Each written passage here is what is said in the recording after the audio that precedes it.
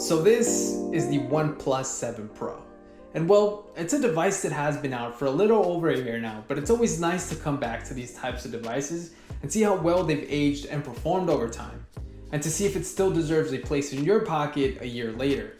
So again, this is the OnePlus 7 Pro in 2020, a device that in my opinion was way ahead of its time. Now, before we get started, if you're new to the channel and want weekly tech videos regarding some of the latest tech, make sure you hit that subscribe button and hopefully you guys enjoy what I do. So let's go ahead and jump right to it. So first off, let's go ahead and talk performance.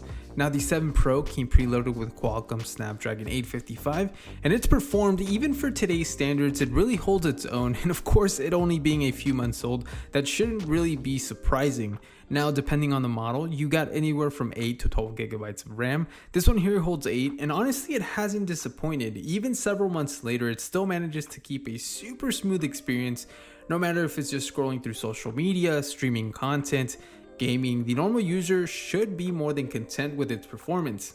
Now the 7 Pro has been a great performer, and I think it also goes to show how software and hardware can go hand in hand and provide some of the best user experiences, especially since you're almost getting that vanilla Android experience that I know many came to love, including myself.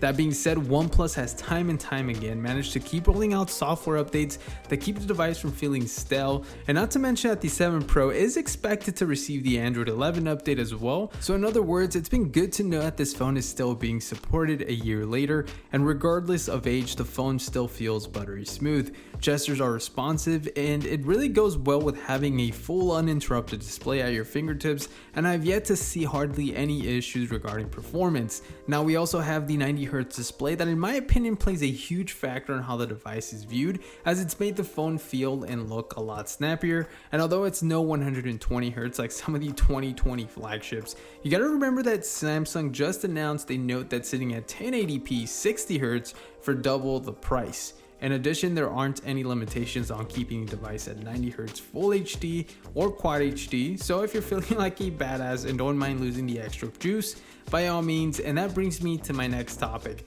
battery life. So battery life has been one of those things that, depending on the user's settings and use, is of course going to differ for everyone, and as for me, it's been pretty decent to say the least. I've easily been able to get through a full day on monitored use if I kept the display at Full HD 1080p, which in my opinion isn't a big deal.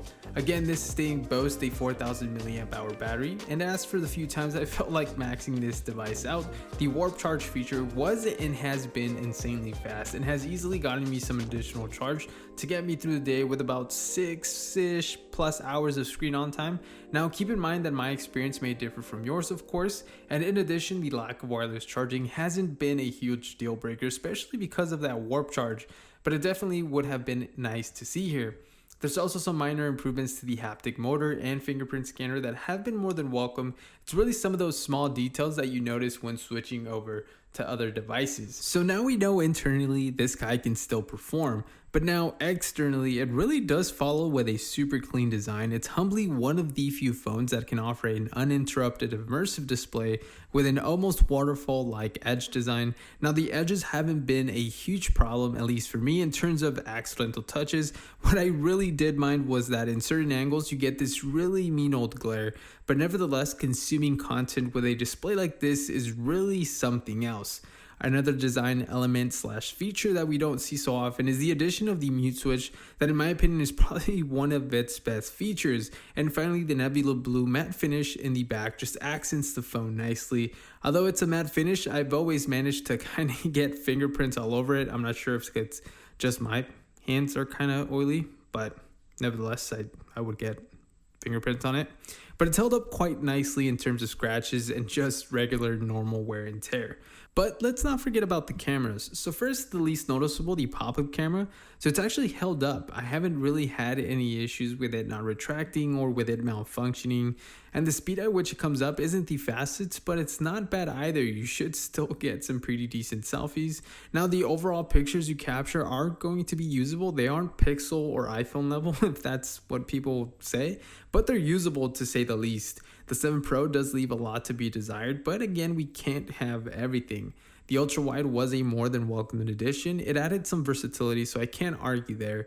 And throughout my time with the phone, OnePlus has updated and added a few new features to the device, which again is nice to see that the phone is still getting support. So again, just to reiterate, this phone has been one hell of a device. Even in today's market, this phone still manages to stand out, at least for me. I think the 7 Pro just shows what the company can do. And yes, it has issues. It's not a perfect device. It does lack wireless charging and IP rating, even though OnePlus kind of gives us one. And I wish it had better cameras, but overall, it's been a great device. And I think that if you're in the market for a great looking and performing phone at a pretty decent price, you can't go wrong by picking up a 7 Pro.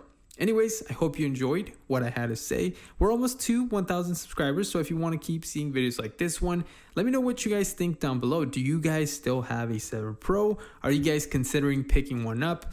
But anyways, thanks a lot for watching. We'll catch you guys on the next one. Peace.